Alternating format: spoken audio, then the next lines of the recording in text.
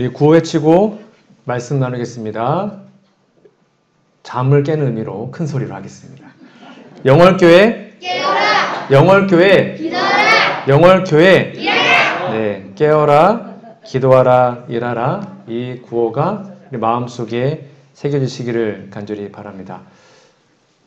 오늘은 기도하는 손을 내리지 말라라는 제목으로 출애굽기 17장 8절에서 16절에 있는 말씀을 함께 찾도록 하겠습니다. 여러분 성경책 출애굽기 17장을 펴놓으시고 함께 말씀을 들어주시면 감사하겠습니다. 성경절 아까 읽었기 때문에 바로 말씀으로 들어가도록 하겠습니다. 출애굽을 한 다음에 광야에서 40년 동안 이스라엘 백성들이 광야 생활을 했죠. 그 40년간의 기록들은 이 마지막 때를 살아가는 재림 성도들에게 아주 중요한 기별입니다. 거기에 재림교회의 과거와 현재와 미래의 모든 사건들이 녹아져 있기 때문입니다. 그래서 우리들은 광야에서 이스라엘 백성들을 잘 연구하고 그들의 실수를 또는 그들이 잘한 것들을 우리가 교사로 삼아서 큰 지혜와 도움을 얻어야 하는데요. 현재 매주 금요일마다 민수기 연구한 이유가 그 이유입니다. 사도 바울은 이렇게 얘기했습니다. 출애굽 운동이 마지막 때의 하나님의 백성들에 대한 표상 혹은 상징이라고 기록하고 있습니다. 여러분 손가락을 끼워 넣으시고 잠깐 고린도전서 10장으로 잠깐 가보도록 하겠습니다. 고린도전서 10장으로 잠깐 가보시면 거기에 똑같은 내용이 기록되어 있습니다. 출애굽 운동과 마지막 시대의 모습을 이렇게 비교하고 있는데요. 조금 길지만 좀 읽어드리겠습니다. 형제들아 너희가 알지 못하기를 내가 원치 아니하노니 우리 조상들이 다 구름 아래에 있고 바다 가운데로 지나며 이게 홍해 건너 사건입니다. 모세에게 속하여 다 구름과 바다에서 침례를 받고 홍해를 걷는 게 구원의 시작, 침례로 말하고 있어요. 다 같은 신령한 식물을 먹으며 다 같은 신령한 음료를 마셨으니 이는 저희 다르는 신령한 반석으로부터 마셨음에 그 반석은 곧 그리스도시라. 여기 신령한 식물은 만나고 반석에 나오는 물을 신령한 음료라고 말하고 있습니다. 5절 그러나 저희의 다수를 하나님이 기뻐하지 아니하신 거로 저희가 광야에서 멸망을 받았느니라. 근데 불행하게도 2명 빼고는 거의 다 대부분이 다 광야에서 죽었죠. 6절 그런 일은 우리의 거울이 되어 우리로 하여금 저희가 악을 즐겨한 같이 즐겨하는 자가 되지 않게 하려 함이니 그러니까 이스라엘 백성들의 그 실패를 우리가 반드시 연구해서 우리가 그들처럼 실패하지 말라고 지금 계속 권면하고 있습니다. 저희 중에 어떤 이들이 이들과 같이 너희는 우상 숭배하는 자가 되지 말라. 기록된 바 백성이 앉아서 먹고 마시며 일어나서 뛰논다 한 것 같으니라. 이게 시내산에서 모세가 십계명 받으러 올라갔을 때 송아지 숭배했던 것, 그 사건을 말하고 있습니다. 이어서 볼까요? 8절 저희 중에 어떤 이들 같이 간음하다가 하루에 23,000명이 죽었나니 이게 시딤 골짜기에서 우상 숭배하다 다 죽은 거 말하는 것입니다. 저희 같이 간음하지 말자. 9절 저희 중에 어떤 이들이 주를 시험하다가 뱀에게 멸망하였나니 이게 노뱀 사건이죠. 우리는 저희와 같이 시험하지 말자. 저희 중에 어떤 이들이 원망하다가 멸망시키는 자에게 멸망하였나니 너희는 저희와 같이 원망하지 말라. 백성들이 끊임없이 눈만 뜨면 불평, 불만, 원망이었죠. 그래서 다 죽었습니다. 11절 저희에게 당한 이런 일이 거울이 되고 또한 말세를 만난 언제입니까? 말세가? 지금이요. 지금 우리들 그렇죠. 말세를 만난 지금 재림 성도 마지막 시대의 재림 성도들에게 경계로 기록하였다. 그러니까 그 사건을 우리가 끊임없이 연구하고 묵상하여서 우리가 그와 같은 길을 가고 있다면 우리도 똑같이 멸망당하는 거예요. 거울이니까. 근데 우리가 그것을 교사로 삼아서 이렇게 하면 안 되는구나 하고 돌이키면 우리는 구원을 받게 되는 것입니다. 12절이 아주 의미심장하죠. 그런즉 선 줄로 생각하는 자는 넘어질까 조심하라. 나 지금 믿음 생활 잘하고 있는데요. 네, 잘하는 거 맞아요. 그러나 언제든 우리는 하나님의 손길을 놓치면 넘어질 수 있다는 것입니다. 실패할 수 있어요. 끊임없이 경계하고 하나님을 의지하지 않으면 오늘 믿음에 살아도 내일 실패할 수 있습니다. 그 얘기를 지금 성경은 계속 얘기하고 있는 것이죠. 영감이 그래도 이스라엘 백성들이 광야의 경험을 마지막 시대의 남은 무리, 오늘날 재림 성도들의 삶에 그대로 적용하고 있는데요. 부자 선지자 293페이지입니다. 이스라엘 백성이 겪은 광야 생활의 역사는 잘 보세요. 세상 끝날에 사는 영적 이스라엘의 누굴까요? 우리들이죠. 그렇죠? 우리들의 유익을 위하여 기록되었다. 그러니까 이제 광야 생활 여러분 좀 자주 읽고 묵상하셔야 합니다. 이스라엘 백성이 사막의 이곳저곳으로 행진하던 모든 여정과 그들이 당한 배고픔과 목마름과 피곤함 중에서 그리고 그들을 구원하시기 위하여 당신의 능력을 현재 나타낸 일 가운데서 하나님께서 광야를 방황하던 이스라엘 백성을 다루신 기록은 각 시대의 당신의 백성들을 위한 경고와 교훈으로 가득 차 있다. 히브리 사람들이 겪은 여러 가지 경험들은 가나안에 있는 그들의 약속된 안식처에 들어가기 위한 준비 학교였다. 그러니까 광야 생활이 뭐였다고요? 훈련받는 학교였다는 것입니다. 그러니까 우리가 교회 생활 똑같습니다. 하늘 가나안에 들어가기 위해서 배우고 훈련하는 학교입니다. 하나님께서는 이 시대에 사는 그분의 백성이 겸손한 마음과 온순한 정신으로 고대 이스라엘에 겪은 시련들을 자세히 살펴서 그러니까 우리가 그 부분을 연구하라는 것입니다. 광야 생활을 잘 연구해서 하늘 가나안을 위해 준비한 일에 교훈을 받게 되기를 원하고 계신다라고 기록합니다. 오늘 저는 이 출애굽 운동과 이 재림 운동의 조금 비교점을 좀 여러분께 설명을 좀 드리고 오늘 본문으로 들어가 보도록 하겠습니다. 구약 성경에서 가장 위대한 사건이 있다면 출애굽입니다. 출애굽이 모든 신앙 또는 구원의 모티브로 계속 사용됩니다. 그러니까 우리는 출애굽을 연구해야 어떻게 구원받는지 그 과정을 배울 수 있어요. 근데 그 출애굽 운동과 우리 재림교회가 탄생했던 재림 운동 아시죠? 1840년대에 있었던 그 재림 운동이 거의 똑같습니다. 흡사해요. 되게 신기한데요. 첫 번째, 하나님께서는 두 무리, 즉 출애굽 당시의 유대인들과 이스라엘 백성들과 특별히 재림교회 우리들에게 모두 다 출애굽을 하라고 명령하셨습니다.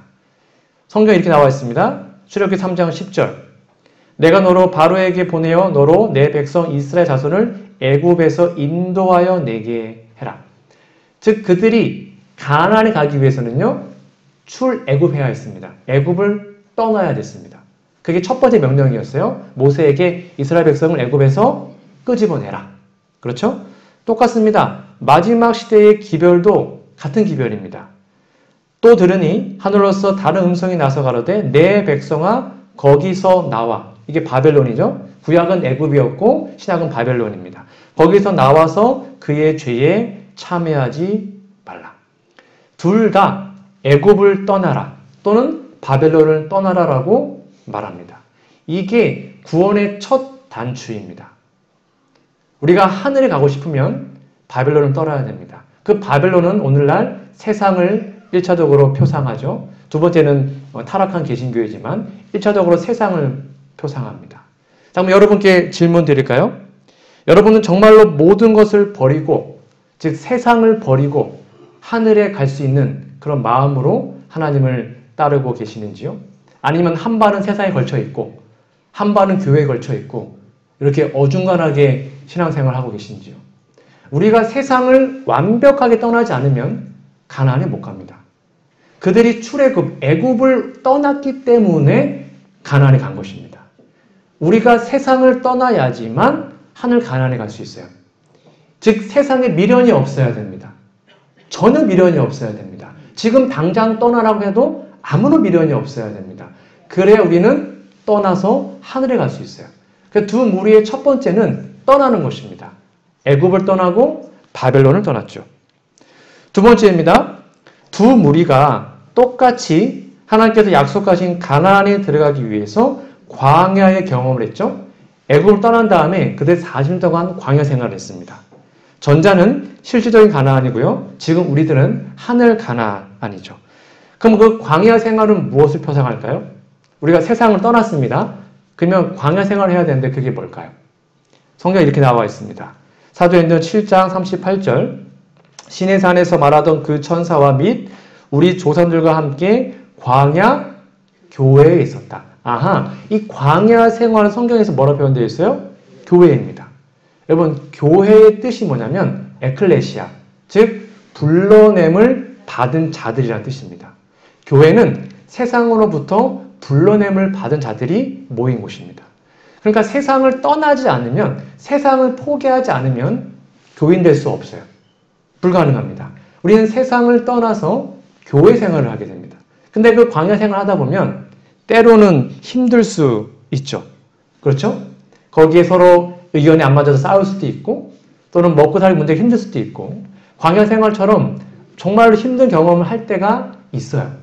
그러나 그럼에도 불구하고 그 교회를 떠나지 않기를 하나님은 우리에게 말하고 있는 것입니다. 그 교회에서 서로 깎이고 연단받아 훈련받아야 우리의 품성이 모나게 다 깎여 나가야, 그래야 하늘 갈 수 있거든요. 우리가 혼자 살면 싸울 일이 없습니다. 그렇죠? 근데 우리가 같이 어울리고 서로 다른 사람들이 교회에 모여있을 때 때로는 의견이 충돌되고 서로 상처 주고 상처받을지라도 그걸 믿음으로 극복해 나가면서 우리의 믿음이 성장하는 것이거든요. 교회 생활, 광야 생활을 통해서 우리는 하늘에 들어갑니다. 세 번째입니다. 여러분, 출애굽 운동과 재림 운동은 신기하게도 모두 연대에 관한 예언의 성취로 일어나게 되었습니다. 여러분, 출애굽이 그냥 아무 때나 일어난 것이 아닙니다. 하나님께서 창세기 15장에 보면 아브라함과 횃불 언약을 맺으셨습니다. 그때 아브라함에게 계시를 보여주시는데요. 그 계시가 뭐냐면 너의 자손이 애굽에서 종살이를 할 거다. 그런데 써있어요. 분명히 15장 13절 그들이 400년 동안 내 자손을 괴롭게 할 거다. 그리고 400년이 지나면 거기서 그들을 끄집어낼 거다. 놀랍게도 그 400년이 끝나는 그 날에 출애굽을 합니다. 그러니까 그 연대를 해석하고 예언을 해석해서 그 출애굽 운동이 일어나게 된 것입니다. 근데 놀랍게도 재림 운동이 그냥 일어난 것이 아니에요. 여러분, 재림 운동이 왜 일어났습니까? 이 말씀 때문입니다. 2300주야까지니 그때의 성소가 정결하게 함을 입으리라.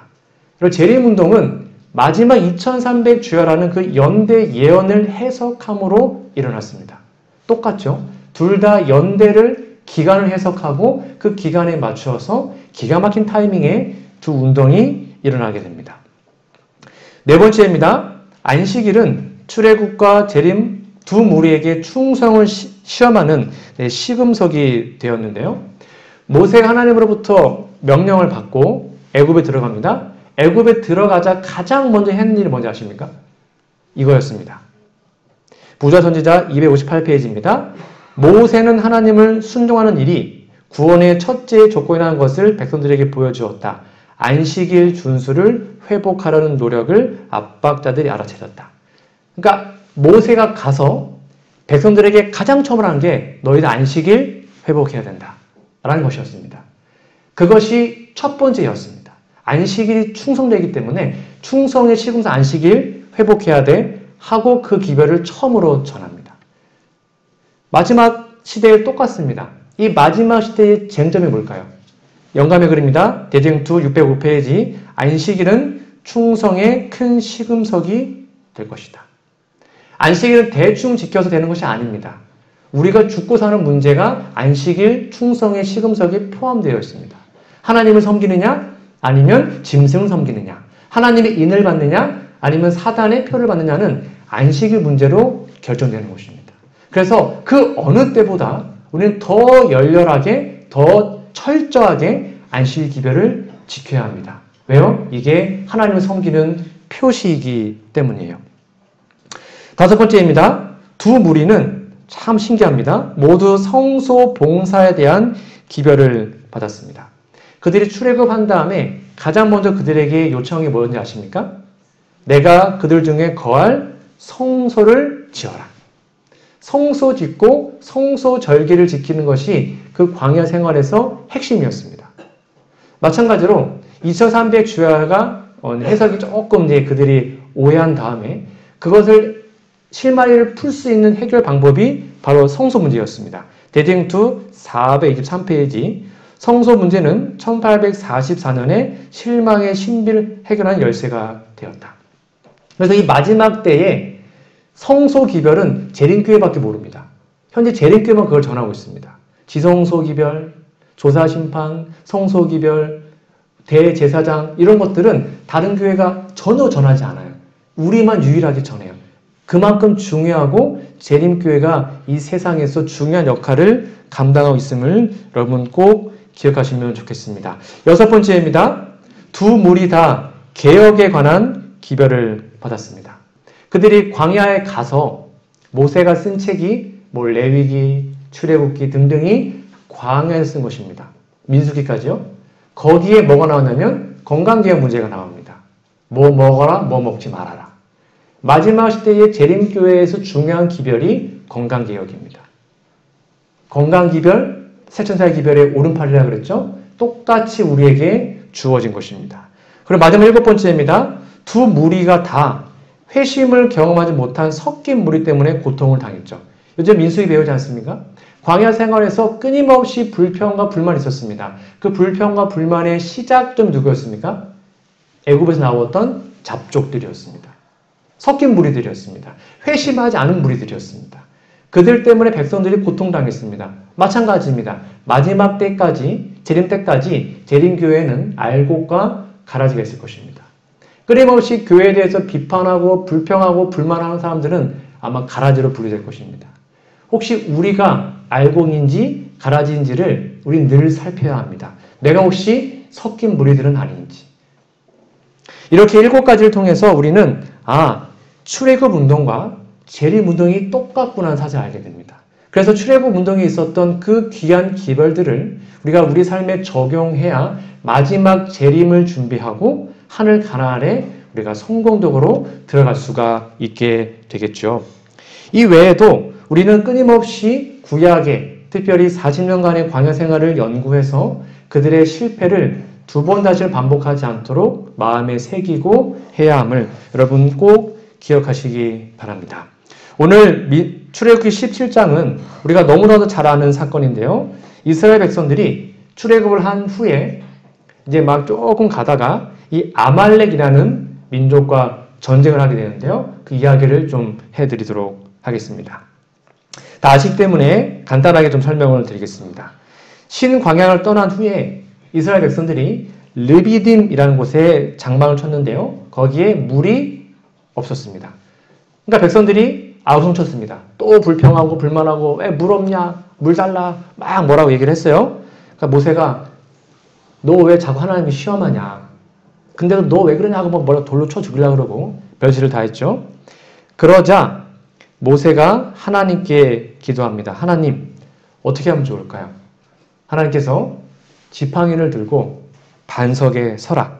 그런 다음에 그 반석의 지팡이로 치라고 말씀을 하셨어요. 그러자 반석에서 물이 나왔죠. 그 물이 흘러서 그들이 갈증이 다 해소가 되었습니다. 근데 그들이 불평하고 불신하고 불만을 표했기 때문에 하나님께서 그들을 보호해 줄 수가 없었어요. 그래서 그 불평이 있은 뒤에 그 진의 끝쪽에 있는 연약한 사람들을 치기 위해서 그 당시에 호전적 민족이었던 아말렉이라는 군대가 와서 그들을 쳐서 힘들게 했습니다. 그들이 공격을 당하고 너무 힘들었습니다. 그러자 하나님께서 모세에게 말씀하셨죠. 여호수아를 명하셔서 군대를 소집하고 그 다음에 싸우게 해라. 그리고 너 모세는 저 산꼭대기에 올라가서 기도해라 라고 명령을 하십니다. 다음날 여호수아가 그 군사를 거느리고 열심히 싸우는 중에 모세는 산꼭대기에 올라가서 기도를 했죠. 기도할 때 지팡이를 들고 손을 든 다음에 하나님께 열렬히 부르짖습니다. 그런데 쭉 보니까 희한한 것입니다. 손을 들고 기도하면 누가 이겨요? 이스라엘이 이겨요. 근데 손 들기 쉽지 않거든요. 이게 이렇게 내려가면 아말렉이 이기고. 그래서 아론과 훌이 옆에다가 돌을 받쳐놓고 옆에 같이 받쳐졌죠. 그래서 모세의 손이 내려오지 않자 결국 아말렉을 무찔렀던 이야기가 17장의 주요 내용입니다. 여러분, 이 사건은 오늘날 특별히 마지막 때를 살아가고 있는 우리들에게 큰 교훈을 줍니다. 오늘 여기에서 세 가지의 교훈을 좀 찾아보고자 합니다. 첫 번째입니다. 좀 길지만 같이 읽어볼까요? 모세의 손을, 시작. 모세의 손을 부축한 아론과 훌의 행동은 모세가 백성들에게 줄 말씀을 하나님께로부터 받는 동안 백성들은 힘든 일을 하고 있는 지도자를 도와줘야 할 의무가 있다는 것을 보여준다. 즉 모세가 혼자 열심히 기도했습니다. 혼자 힘으로는 불가능했습니다. 왜요? 손이 내려올 수밖에 없으니까요. 그러자 그 모세를 누가 보좌했어요? 아론과 훌이 보좌에서 도와주어서 힘을 합쳐서 그 싸움에서 승리할 수 있었던 것입니다. 오늘날 교회 지도자는 물론 저 목회자를 포함해서 교회 장로님들 우리 모두를 포함하지만 1차적으로는 목회자를 말하고 있습니다. 여러분, 목회자를 좀 도와주셔야 합니다. 목회자를 도울 수 있는 가장 좋은 방법이 무엇일까요? 가능하면 교회 사업에 함께 협력해 주시는 것입니다. 뭔가를 하자 하는데 다 안 한다 그러면 할 맛이 안 나겠죠. 죄가 아닌 이상 가능하면 건강히 허락하신다면 함께 도와주시면 정말로 힘이 납니다. 그리고 두 번째가 뭐냐면 저를 위해서 기도해 주시는 겁니다. 특별히 교단의 지도자들을 위해서 여러분 더 많이 기도해 주셔야 합니다. 목사는 백성들 중에 가장 많이 기도해야 되는 사람이고요. 그 다음에 가장 많이 기도를 받아야 되는 사람임을 기억하셔야 합니다. 왜냐하면 사단은 지도자들을 건드립니다. 특별히 목회자들을 가장 심하게 힘들게 합니다. 유혹하고 넘어지게 합니다. 그래서 목회자가 좌절하고 또는 낭망하고 마음에 우울하고 뭔가 힘이 없으면 교회가 힘이 없어요. 그래서 목회자만 계속 공격해가지고 양무리들을 힘들게 하는 것이죠. 제가 모세처럼 힘이 들어서 기도하는 손을 놓지 않도록 여러분 기도해 주시고, 그리고 저의 팔이 내려오지 않도록 여러분 함께 협력해서 기도해 주시면 감사하겠습니다. 특별히 지금 잘하고 계시겠지만 우리 한국연합회장 강순기 목사를 위해서 매일 기도해 주시기 바랍니다. 동정연합회장 이상희 목사를 위해서도 여러분 매일 기도해 주시기 바랍니다. 그리고 저를 위해서도 기도해 주시면 감사하겠습니다. 무엇보다 제가 이곳 영월에서 하나님의 말씀을 담대히 전할 수 있도록, 그리고 사람 눈치 보지 않고 하나님의 뜻을, 하나님의 귀한 복음을 전할 수 있도록, 영적으로 무너지지 않도록, 게을러지지 않도록 여러분 기도해 주시고 염려해 주시면 감사하겠습니다. 아론과 훌이 모세의 팔을 잡아서 모세의 팔이 내려오지 않아 그 모든 싸움에서 승리하신 것처럼 저의 팔도 내려오지 않도록 제가 열심히 기도하고 함께 협력하여 우리의 영적인 싸움에서 승리하는 우리 교회가 되기를 간절히 바랍니다. 두 번째입니다. 함께 읽어볼까요? 모세의 행동은, 시작. 모세의 행동은 하나님께서 그들의 운명을 장악하고 있다는 것을 보여준다. 그들이 하나님을 신뢰자로, 하나님을 진정으로 믿고 있다면 하나님 모든 것을 책임지십니다. 그렇죠? 하나님은 자신에게 모든 걸 맡긴 사람을 절대로 버리지 않으십니다. 완벽하게 책임지십니다. 근데 그 믿음을 놓치거나 우리가 그분을 혹 의심하게 된다면 하나님 우리를 보호해 줄 수가 없어요. 우리가 그분을 잡았던 손을 놓지만 않는다면 우리는 승리할 수 있고, 그분의 손을 놓는다면 우리는 아말렉보다도 더 약한 사람이 되게 됩니다. 우리의 모든 것을 하나님께 맡기면 하나님 그것을 갚아주시고 보호해 주시고 우리를 승리의 길로 인도해 주심을 여러분 꼭 기억하시기 바랍니다. 증언복음 1권에 이런 말씀이 있습니다. 저는 어제 이 말씀을 공부하면서 너무 이렇게 흐뭇했습니다. 사단은 그의 강력한 경쟁자에게, 누굴까요? 사단의 경쟁자가 예수님이에요. 예수님에게 사람들이 청원하는 것을, 즉 예수님께 기도하는 것을 감당할 수 없는데 이는 그가 예수님의 능력과 위엄 앞에 두려워 떠는 까닭이다. 그 다음 볼까요? 열렬한, 같이 읽어볼게요. 시작. 열렬한 기도 소리에 사단의 모든 사자들이 떤다. 야, 상상을 해보세요. 여러분이 막 기도하잖아요? 사단이 벌벌벌벌 떤대요. 막 희열이 느껴지지 않습니까? 여러분의 기도 소리에 사단이 떨고 도망간답니다. 예수님의 이름으로 기도하면 사단이 벌벌벌 떨고 도망간대요. 이 얼마나 멋진 일입니까? 그러니까 우리는 어제 그 사모님 귀한 간증처럼 시시때때로 순간순간마다 하나님께 기도하고 하나님의 이름을 부르고 예수님의 이름을 부르고 성령님 이름을 불러야 됩니다. 그러면 사단이 범접을 못해요. 우리가 교회에 오잖아요? 그러면 여러분 가장 먼저 뭐 하십니까? 기도하시잖아요. 그렇죠? 이곳에 사단이 임하지 않도록. 그리고 우리가 뭐 하냐면 찬양합니다. 왜 찬양합니까? 찬양 소리에도 사단이 떨고 도망가거든요. 여러분 기도도 힘차게 찬양도 힘차게 하시면 좋겠습니다. 상상해 보십시오. 우리의 기도 소리에 사단이 떤답니다. 이게 바로 예수님의 능력인 것이죠. 영월교회 안에 열렬하게 기도하는 소리가 넘쳐나기를 간절히 바랍니다. 찬양 소리가 힘차게 넘쳐나시기를 간절히 바랍니다. 우리가 기도와 찬양의 삶을 산다면 결코 우리는 실패하지 않습니다. 결코 실패 안 합니다. 왜요? 사단이 도망가고 하나님의 성령이 우리와 함께 하시기 때문이죠. 하나님 우리 편이시기 때문입니다. 누가 감히 우리를 건드리겠습니까? 또한 하나님은 우리의 부족한 기도 또한 응답하십니다. 여러분, 기도 유창하게 할 필요가 있어요? 없어요? 없어요. 어제처럼 그냥 하나님, 아니면 예수님, 아니면 성령님, 아니면 아버지. 그냥 그 말만 해도 하나님 다 알아들으실까요? 다 알아들으시거든요. 제가 어렸을 때, 이건 제가 키우는 고양이는 아닙니다. 제가 어렸을 때, 지훈이가 이제 한 2살 때였나요? 저랑 이제 집사람하고 이제 둘이 밥을 먹고 있었는데, 지훈이가 막 기어다니다가 이제 아당아당 걸을 때였습니다. 원주에 있을 때인데요. 그때 말을 거의 못 하잖아요. 딱 요 표정이었습니다. 딱 요 표정으로 저 이렇게 쳐다보면서 말똥말똥 뭘 달라고 말을 못하고 쳐다보고 있어요. 그러면 뭐 몸에 안 좋지만 과자 아니면 간식, 이유식을 줄 수밖에 없어요. 여러분 이러고 쳐다보고 있는데 앉을 수 있습니까? 쳐다보면 앉을 수 있어요? 말 안 해도 앉을 수 없어요. 이거는 뭐 앉을 수가 없어요. 우리가 때로는 유창하게 기도 안 해도 돼요. 걸어가면서 할 수 있습니다. 그렇죠? 아니면 서서 할 수도 있고 누워서 할 수도 있습니다. 중요한 것은 우리의 마음이 하나님 도와주세요. 예수님 저와 함께 해주세요. 그 한마디면 만사 오케이입니다. 그럼 하나님이 우리의 모든 구하지 않은 것까지 다 아시기 때문에 우리를 도와주시거든요. 그러니까 사단의 그 모든 시험에서 승리하기 위해서 우리의 모든 운명이 하나님께 있다. 하나님의 손안에 있다는 사실을 기억하시고 조속으로 아니요 쉬지 않고 기도하는 우리 모두가 되기를 간절히 바랍니다.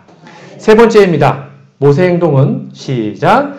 모세의 행동은 하나님의 능력이 인간의 노력과 결합되어야 한다는 것을 보여줍니다. 여기 되게 중요한 기별인데요. 모세가 하나님께 기도만 하지 않았습니다. 하나님께 기도했어요. 모세는. 그리고 명령했습니다. 누구한테요? 여호수아한테 너는 나가서 싸워라. 즉 하나님의 능력과 그리고 인간의 노력이 함께 합쳐졌을 때에 승리를 할 수 있음을 우리는 꼭 기억해야 합니다. 아무것도 하지 않고 기도만 하잖아요? 그럼 나중에는 기도하는 것도 안 하게 됩니다. 다시요? 우리가 아무것도 안 하고 기도만 하면 나중에는 기도도 안 한다니까요. 근데 기도했으면 그 일을 이루기 위해서 내가 할 수 있는 일은 최선을 다해서 하는 것입니다.